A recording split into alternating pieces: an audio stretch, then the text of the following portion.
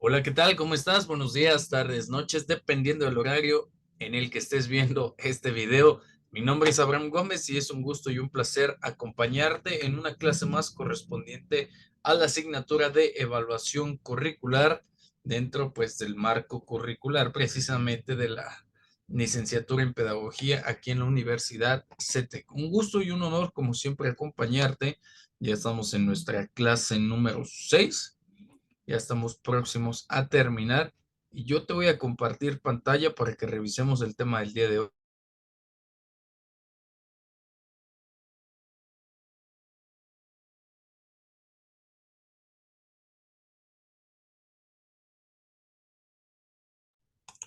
Así que yo espero que tengas ahí a la mano lápiz, pluma, papel, en lo que sea que vayas a anotar, porque el día de hoy la clase está súper interesante. Es una clase breve, pero que vamos a desarrollar como siempre el día de hoy. Vamos a ver un poquito los temas, vamos a comentarlos y cualquier duda, pregunta que tengas con respecto al tema, pues te recomiendo que, primero que nada, la anotes para que no se te olvide y después nos la hagas saber a todos dentro de la clase en vivo. Así es que vamos a iniciar con nuestra clase número 6. Recordar un poquito lo que vimos la clase anterior. Estuvimos viendo un poquito algunos temas que, si ya te diste cuenta, pues son de bastante análisis en esta parte de la evaluación curricular. Y comenzamos a ver la calidad educativa del plan de estudios, cómo o qué elementos componen la calidad dentro de un plan de estudios. Lo estábamos revisando, hablábamos un poco del análisis y contrastación de los elementos del plan de estudio, la fundamentación, cómo se hacen los perfiles, cómo se organiza de manera curricular. Y para esto nos surgieron algunas dudas que yo te dejé en plataforma marcadas como anexo, que espero que ya las hayas visto. Y si no las has visto, pues espero que en este momento, antes de continuar con la clase, pues sigas directo a plataforma y las revises, por favor, por si alguna de esas dudas son parte de tu conocimiento, pues las aclaremos de una vez. Ok, y sin más, vamos a dar inicio a la clase del día de hoy.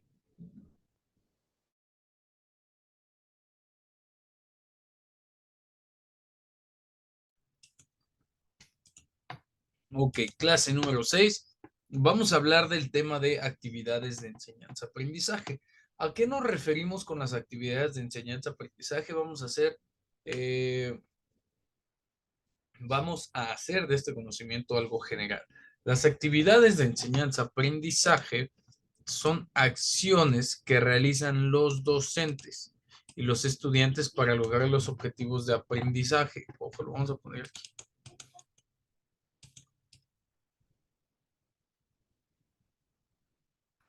Acciones que realizan los docentes y estudiantes para lograr los objetivos de aprendizaje. Estas actividades deben de ser variadas, motivadoras, significativas y adecuadas al nivel y el contexto de los estudiantes. ¿Por qué esto? ¿En qué parte de nuestro currículum lo podemos encontrar? Pues dentro del diseño curricular. ¿Cómo podemos evaluar la calidad educativa si estamos hablando que las actividades de enseñanza-aprendizaje son acciones que realizan los docentes y los estudiantes? Pues podemos evaluar la calidad educativa a través de la práctica docente y a través de las prácticas del alumnado. Estas dos nos van a dar una buena referencia al momento de realizar nuestra evaluación curricular en el terreno de calidad educativa. Existen diferentes, bueno, estas actividades deben de ser variadas, nos queda claro, y debe de ser una premisa bastante clara. Deben de ser motivadoras, significativas y adecuadas al nivel y contexto de los estudiantes. Existen diferentes modelos y estrategias para diseñar actividades de enseñanza-aprendizaje, pero una de las más utilizadas pues es una secuencia didáctica. Anótale ahí. Anótale ahí porque es más, te lo voy a poner en otro color porque lo vamos a ver ahorita en la clase en vivo, que es una secuencia didáctica. A ver quién nos puede ayudar a responder eso. Y está definida como un conjunto de actividades organizadas en torno a un tema o competencia. Por competencia no nos referimos a una carrera o algo, sino a una habilidad, capacidad a desarrollar. Estas Secuencias didácticas tienen 3 momentos: inicio, desarrollo y cierre. ¿Sale? Para que también las tengas ahí a la mano, anotes.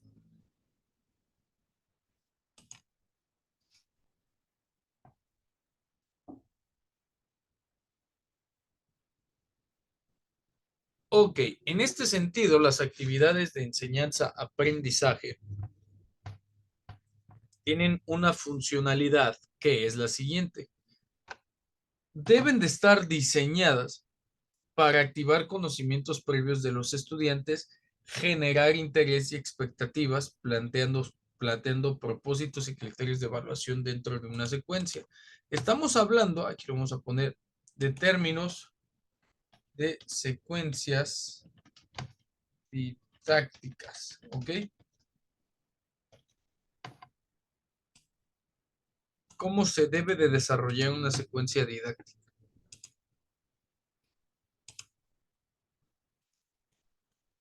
Así, ¿no?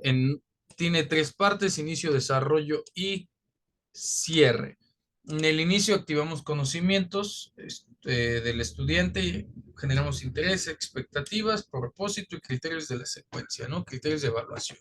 En el desarrollo presentamos el contenido, el tema, es decir, el tema que vamos a abordar. Realizamos la actividad que va a desarrollar el aprendizaje, el trabajo colaborativo, y utilizamos los recursos tecnológicos que nos van a servir para apuntalar el conocimiento específico del tema. Ya para cerrar nuestra secuencia didáctica, evaluamos aprendizajes logrados, se refuerzan los aspectos importantes y se proponen actividades de ampliación y profundización. Ojo, no hay que perdernos, estamos hablando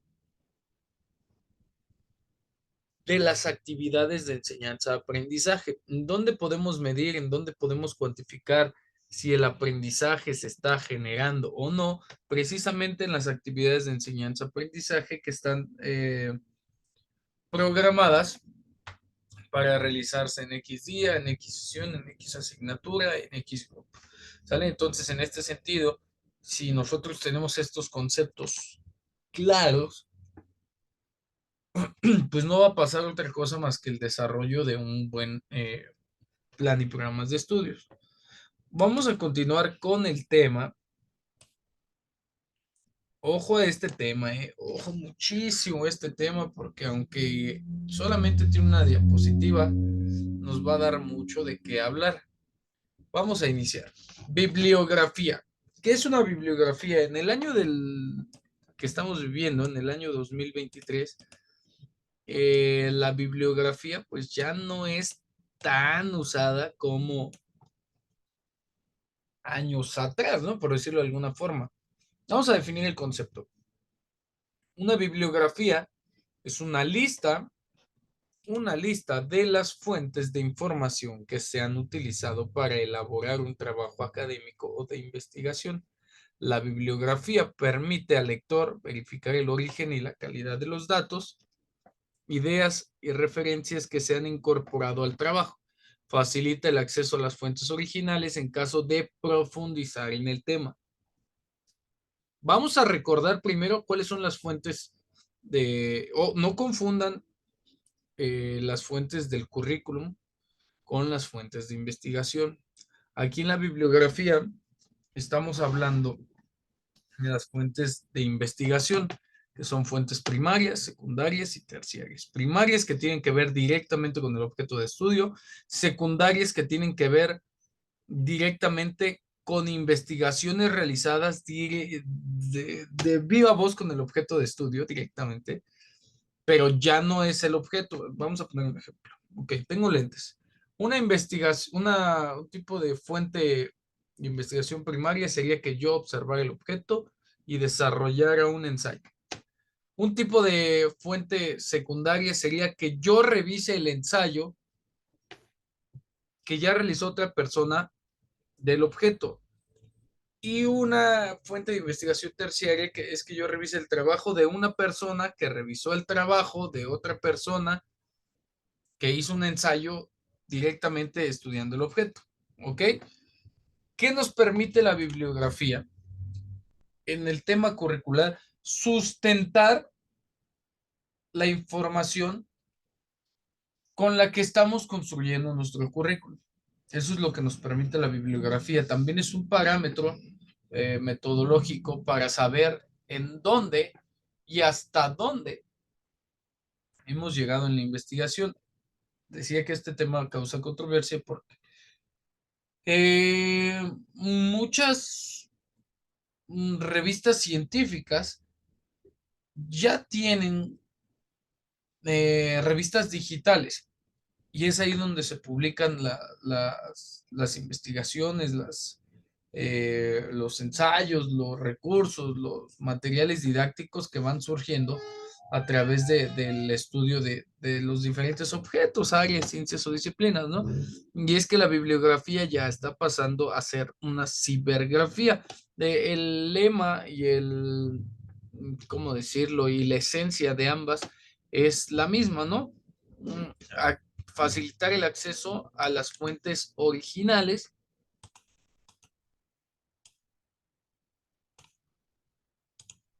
en caso de que se quiera profundizar en el tema. ¿Sale? Y lo importante es verificar el origen y la calidad de los datos o de la información.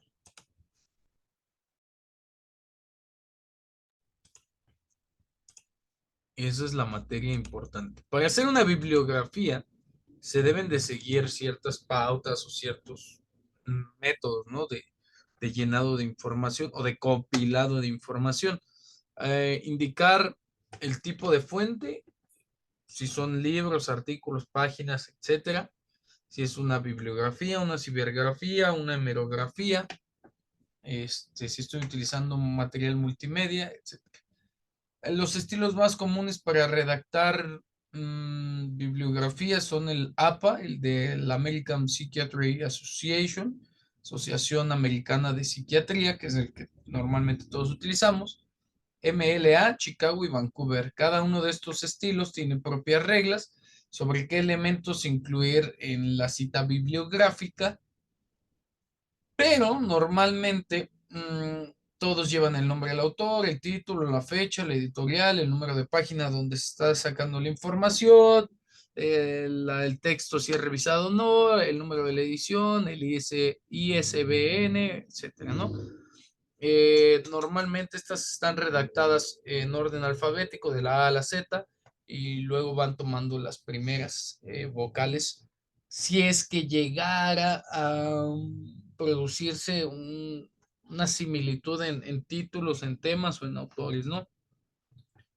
Esta es la parte que podemos entender de las bibliografías. ¿Para qué nos sirven? Recuerden, para sustentar las investigaciones y para sustentar de manera teórica un hecho, un acto o una idea.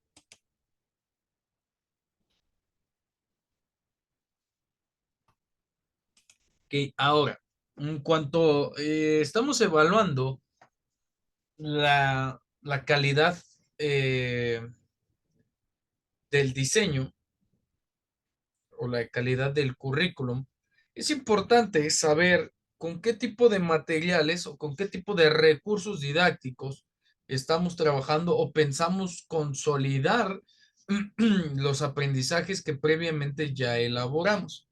Para eso vamos a necesitar conocer muy bien los recursos didácticos y vamos a conceptualizarnos como aquellos materiales o medios que se utilizan para facilitar y mejorar el proceso de enseñanza-aprendizaje dentro del diseño curricular. ¿Sale? Te lo voy anotando. Ve tomando nota. Ay.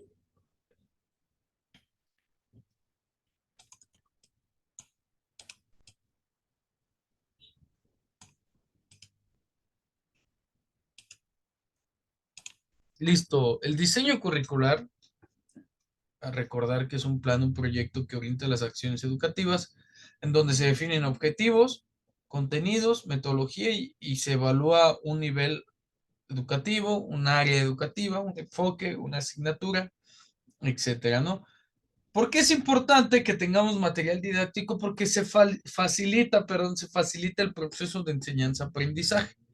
Estos recursos didácticos ayudan a comunicar los contenidos del maestro al alumno, permite una simulación real de los aprendizajes o del conocimiento, eh, nos permite evaluar de una mejor forma el proceso de enseñanza-aprendizaje, podemos ver cuáles son las necesidades, nos permite variar entre los estilos de aprendizaje, cognitivo, kinestésico, visual, motriz kinestésico, visual, todos los estilos de aprendizaje los podemos ver a través de implementación, no solo de uno. Supongamos que hoy vamos a enseñar qué son las grapas, ¿no? Y utilizamos una engrapadora para describir su función. Y esto lo hace más vívido nuestro currículum, ¿no? Es de esta forma que los recursos didácticos no pueden como irse sacando de la manga, sino que debe de haber en el diseño curricular una sugerencia metodológica, una sugerencia didáctica de cómo enseñar ciertas materias o a través de qué estrategias, ¿no? O cuáles o qué materiales nos podrían servir para qué tema. De esta misma forma, pues podemos darnos cuenta que existen materiales que se adecúan o se adaptan mejor a los estilos de aprendizaje. Los recursos didácticos pueden ser diferentes dependiendo el material, la tecnología y su funcionalidad, sobre todo. ¿Ok? Entonces, tenemos recursos impresos. Te voy anotando aquí, permítame un tantito.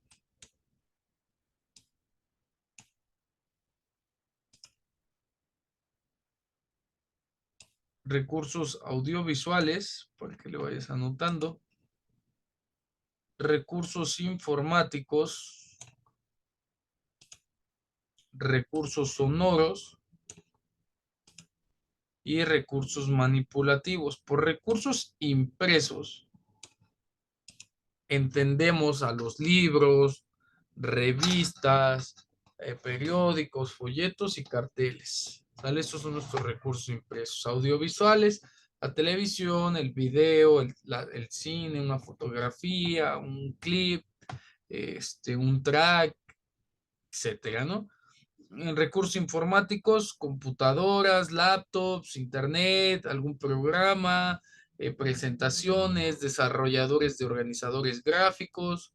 Como recursos sonoros, tenemos la radio, la música y las grabaciones. Y como recursos manipulativos, o sea, que se puedan trabajar con las manos, tenemos maquetas, modelos a escala, juegos y experimentos, ¿no? Que son las de las que podemos hacer uso.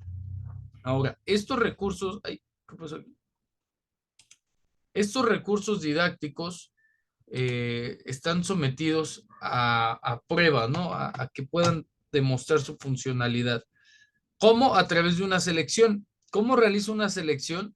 Tomando en cuenta los siguientes criterios, ¿no? O pueden ser más, dependiendo de la asignatura, lo que estés impartiendo, algún nivel educativo o, o el tipo de currículum que se haya diseñado.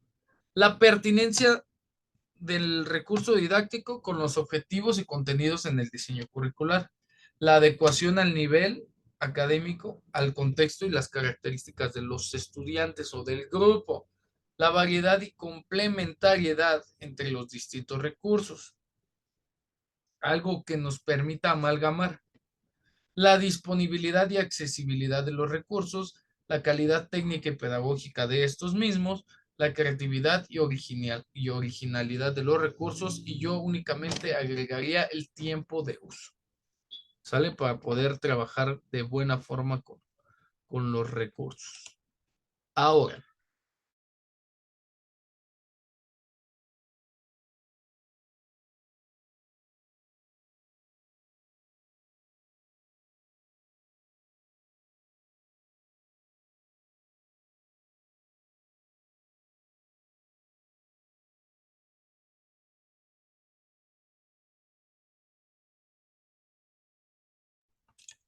es súper importante que a todo esto le agreguemos una forma de evaluar y vamos a platicar seriamente de esto. Primero vamos a conceptualizar, ¿ok? Ojo que aquí es donde el concepto se agranda literalmente. Un sistema de evaluación es un conjunto de elementos, procedimientos y criterios que se utilizan para medir y valorar el desempeño, resultados y efectos de un proceso educativo productivo de cualquier índole. Un sistema de evaluación es lo que necesitamos para evaluar un currículum. No podemos evaluar un currículum con, con algo subjetivo. Necesitamos un sistema capaz de evaluar absolutamente todas las partes, el diseño, su función, el docente, el administrativo,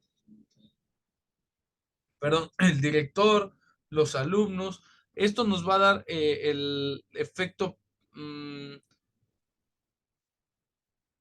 de eficiencia y eficacia, ¿no?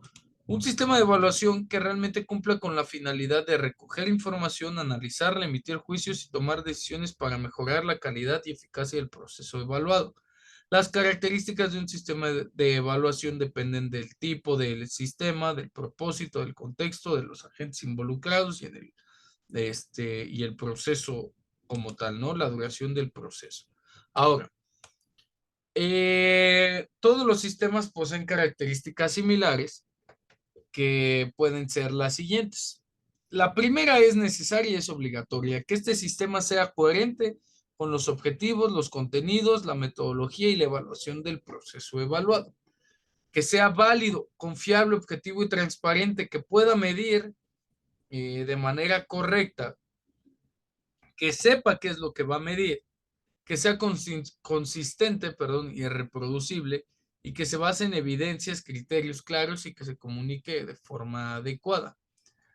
Este sistema de evaluación debe de ser participativo, no inquisitivo, debe de ser formativo, orientado al aprendizaje, que es lo que nos va a dar la concreción de nuestro diseño curricular, que involucre a los actores, que proporcione retroalimentación y orientación para mejorar y que favorezca el desarrollo de competencias y habilidades. El sistema debe de ser flexible, no puede ser a rajatabla, porque a pesar de que el diseño curricular y la metodología curricular puedan estar previamente elaboradas, en esta parte de flexibilidad no podemos decir, bueno, es que así se diseñó, así se va a hacer, y si no se hace, ¿qué pasa? Pues no se cumplen los objetivos, y si no se cumplen los objetivos, corremos un grave riesgo, ¿no? Entonces, a medida que vamos trabajando el diseño curricular, los contenidos curriculares, la metodología, debe de ir cambiando la evaluación para adaptarse de una mejor forma al proceso de enseñanza-aprendizaje. Ser flexible, ser diverso, adaptado a las necesidades, intereses y características de sujetos, contextos evaluados y que se ajuste a las condiciones y circunstancias que van sucediendo, que utilice diferentes instrumentos de evaluación, fuentes de información, que respete la diversidad y la singularidad. Para esto vamos a ser muy claros y muy objetivos en lo siguiente.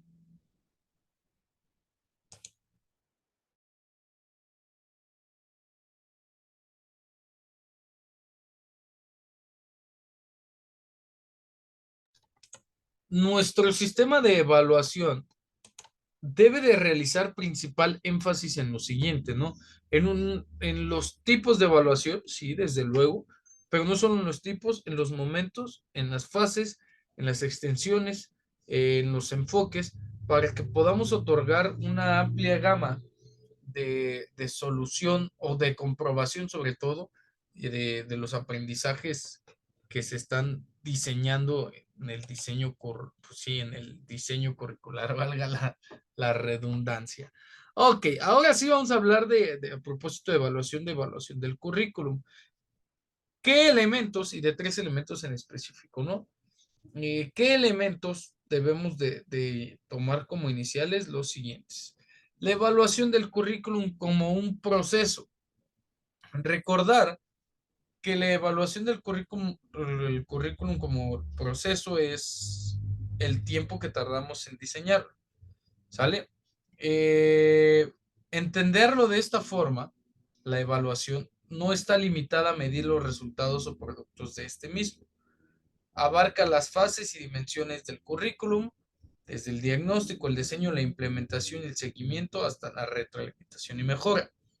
La evaluación del currículum como proceso implica una actitud reflexiva de saber qué es lo que va bien, qué es lo que hay que cambiar, qué es lo que hay que modificar, qué es lo que hay que evolucionar, qué es lo que hay que desarrollar, qué es lo que hay que quitar.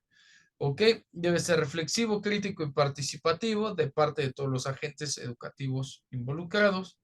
El uso de los instrumentos de evaluación, de técnicas y de fuentes nos van a dar la certeza de que los datos que estamos recogiendo los vamos a validar, los vamos a dar un grado de veracidad y los vamos a tomar como pilares fundamentales en la toma de decisiones. ¿Ok? Entonces, en ese sentido, la evaluación como proceso es la herramienta principal para guiarnos en una evaluación como producto. La evaluación del currículum tiene algunas ventajas que son que nos permite conocer el grado de adecuación curricular, de coherencia, de pertinencia y de eficacia de este mismo, ¿no? Eh, Contrastamos con los objetivos, con los contenidos, con la metodología y la evaluación propuesta. Te lo voy a poner aquí, a ver, espera.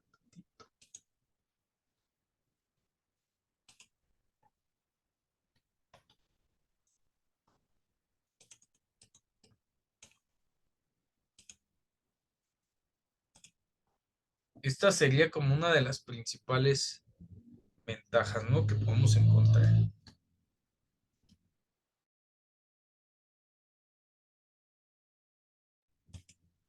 Ok, ¿qué nos permite la evaluación como proceso? Identificar fortalezas, debilidades, oportunidades y amenazas del currículum.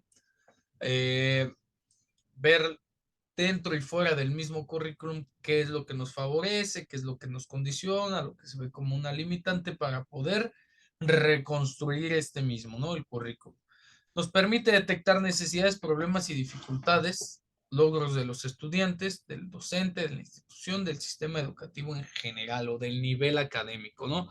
Permite proporcionar información, orientación y apoyo a los estudiantes, docentes, instituciones y sistema educativo, que nos va a permitir eh, mejorar el proceso de enseñanza-aprendizaje y nos permite a su vez generar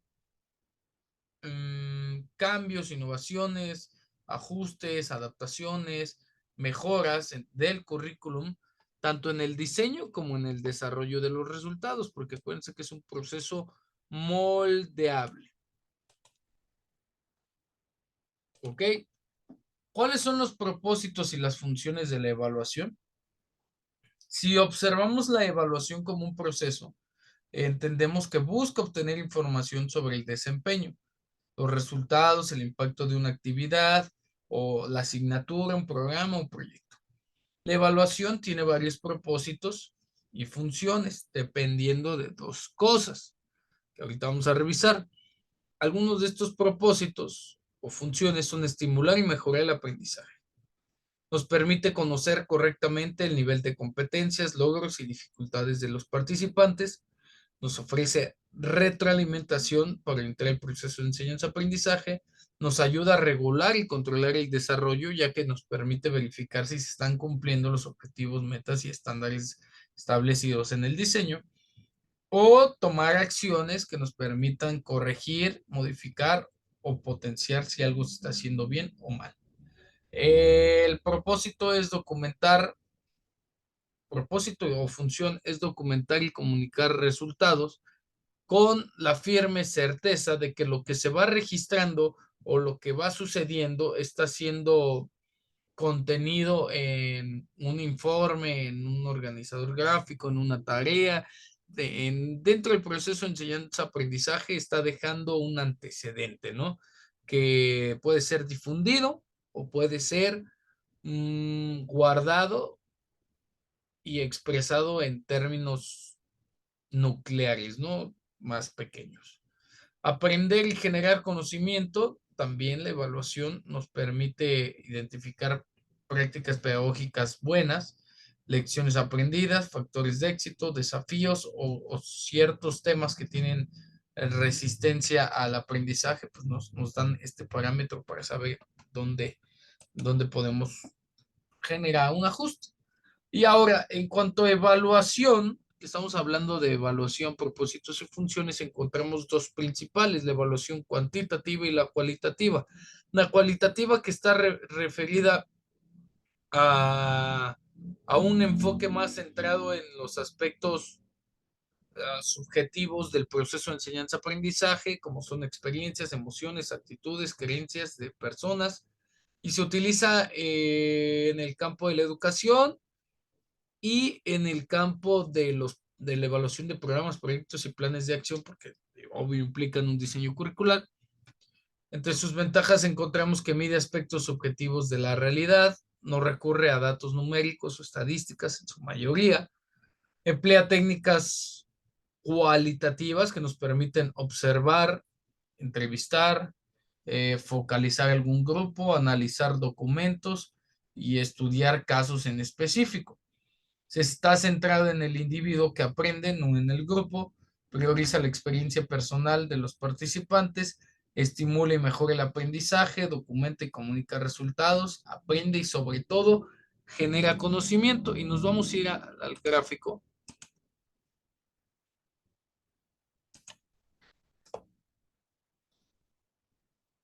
en donde podemos encontrar lo siguiente, un tipo de evaluación cualitativa nos permite tomar estas herramientas, debates, fotos, actividades grupales, trabajos manuales y observación directa como una manera de verificar la calidad en la educación.